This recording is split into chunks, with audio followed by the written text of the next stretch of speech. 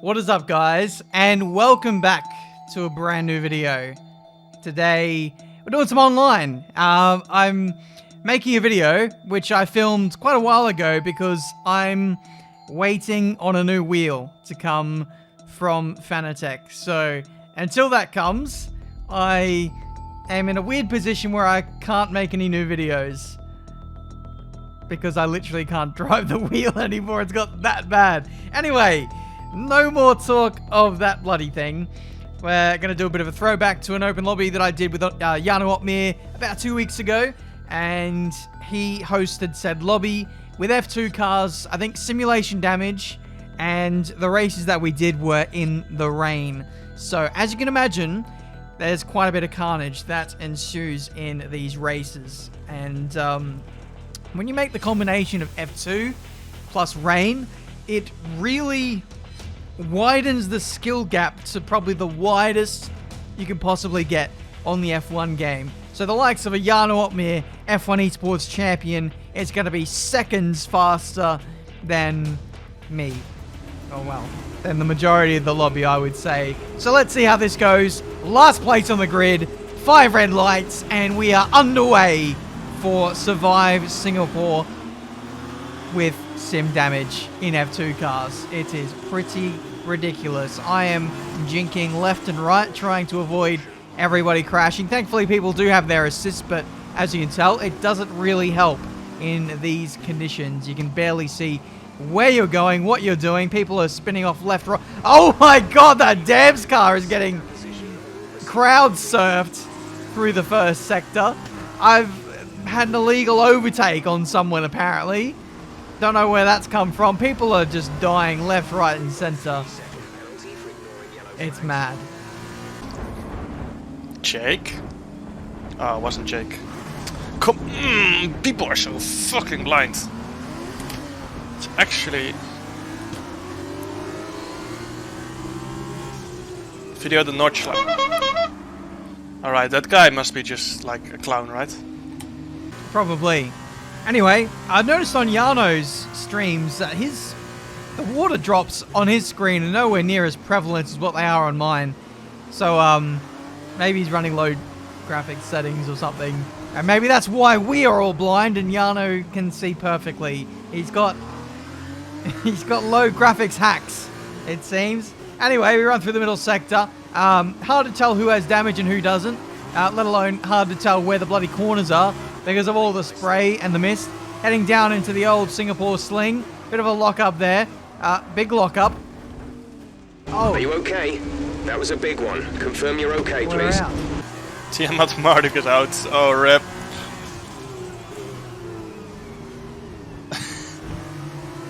Did he get put in a wall? I wish I did. I wish I could say that I got put in that wall, but I put myself there.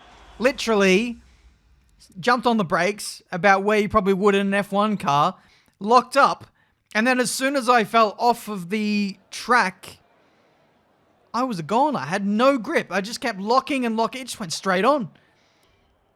That's a pretty... Well, it's a late braking zone, but that was unsavable from that position. That was ridiculous.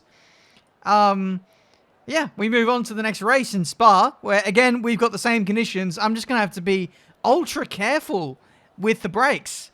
The braking zones are much longer in F2 cars, but they're even longer in the wet. So we're going to have to be really careful, especially into that bus stop chicane.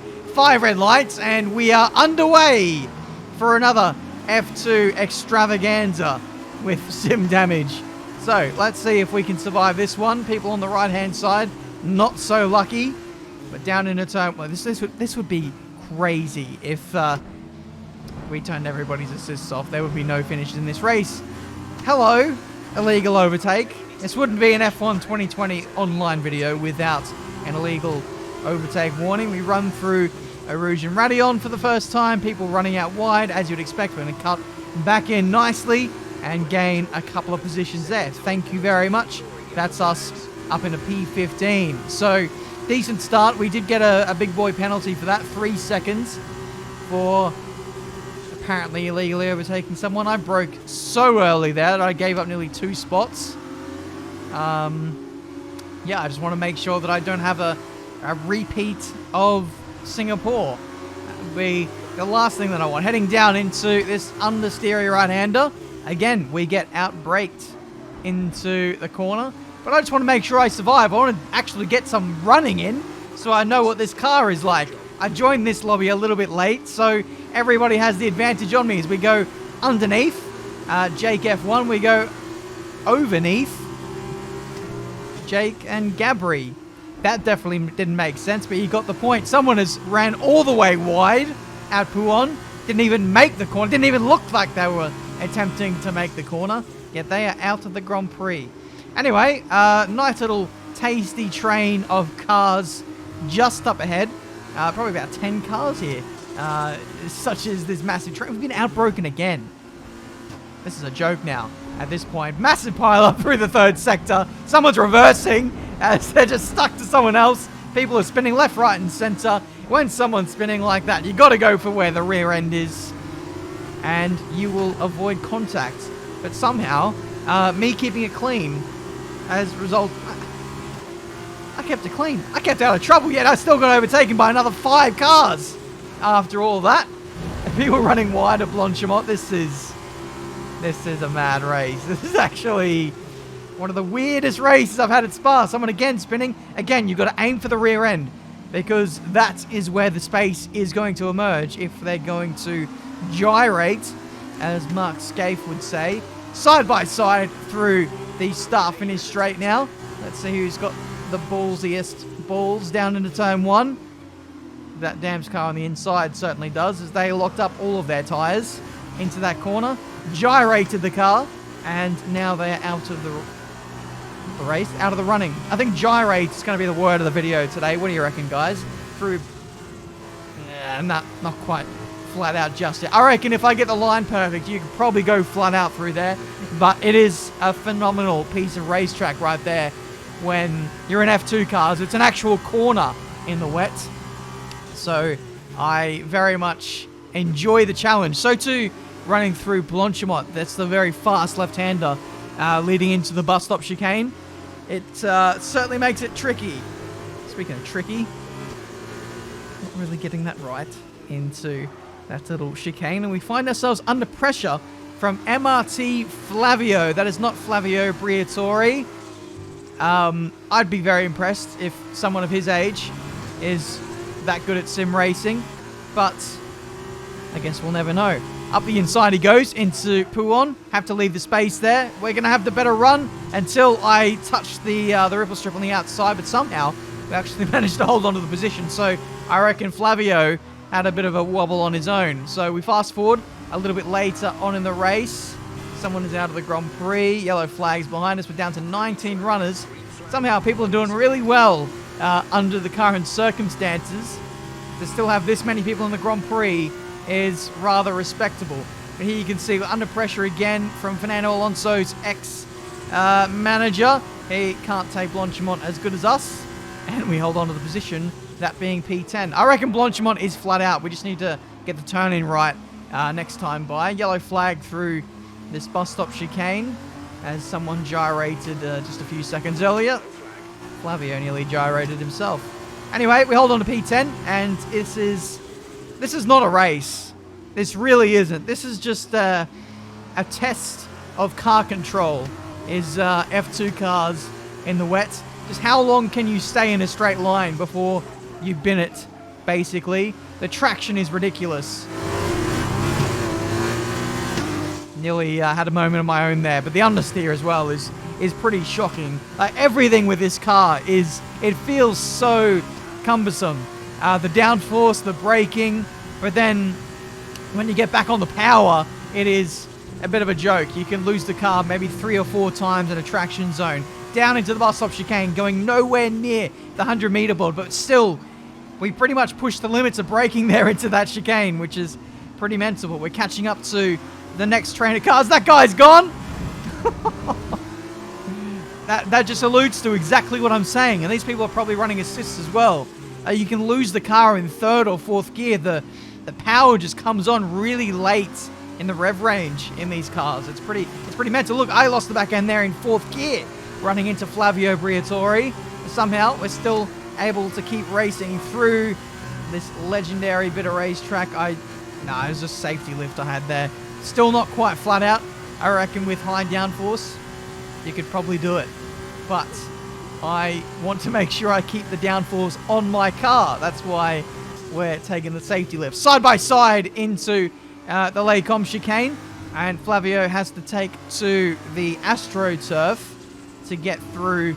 And I don't think he fared too well out of that. So he's dropped outside the top 12, it seems. Anyway, we were fighting pretty hard over that position because we wanted to be the first car to arrive on the scene to overtake these 3 cars, which are looking a little slow.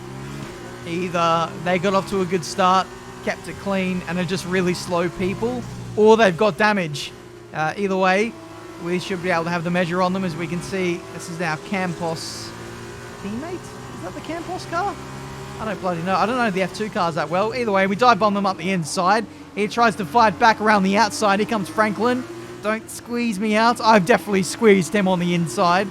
Just ignore that. But we get through for P8. And life is looking pretty gravy at this stage. Absolutely massive moment there on the curb. And I saw that coming. Like, we could all see that coming from a few laps ago.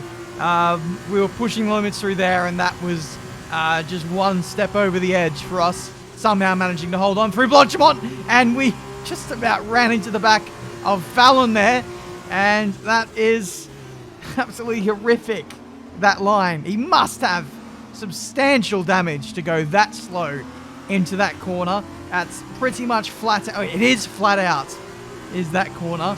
But old mate took a couple of downshifts just to get through there and still didn't get the line right. Anyway, it's the last lap of this 5-lap F2 race Grand Prix. And we're looking okay in this race for P6, I would say. Meanwhile, up the front, Jarno Opmeer absolutely charged to the lead of the race. He managed to somehow avoid all of the carnage on lap 1. He got through unscathed and had a pretty clear run to the lead. That's what you get when you're a F1 esports champion and you're bloody quick at the game, unlike me in these cars. Anyway, last lap, and this is our last opportunity to get another place in this race. We've got 5-second time penalty against our name, so let's hope that we can get this guy and then somehow pull off some kind of a miracle in this race. But I think at worst, we're probably looking at P7 in this race. Fallon behind is losing a lot of time. But this is our last opportunity. Nice run through. Whoa! What is it with these people? How hard is it to drive flat out through a corner?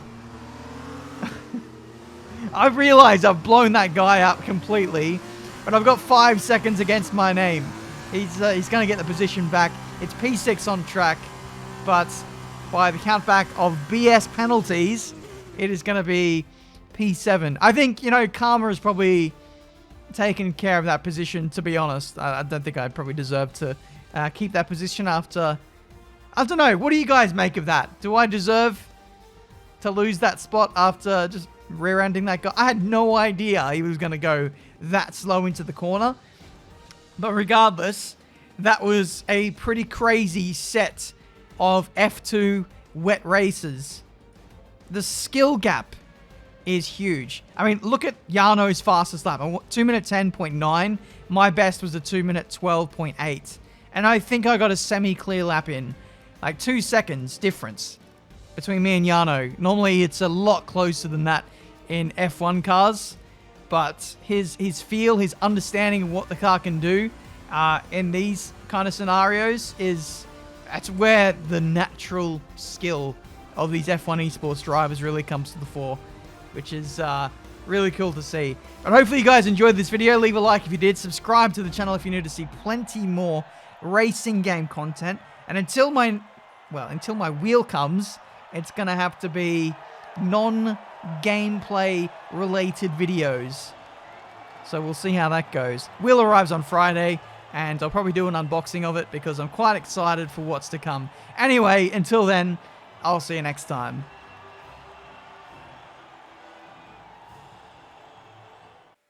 Alright, Ben, are we doing... I think we should do classic cars. Full wet Monaco.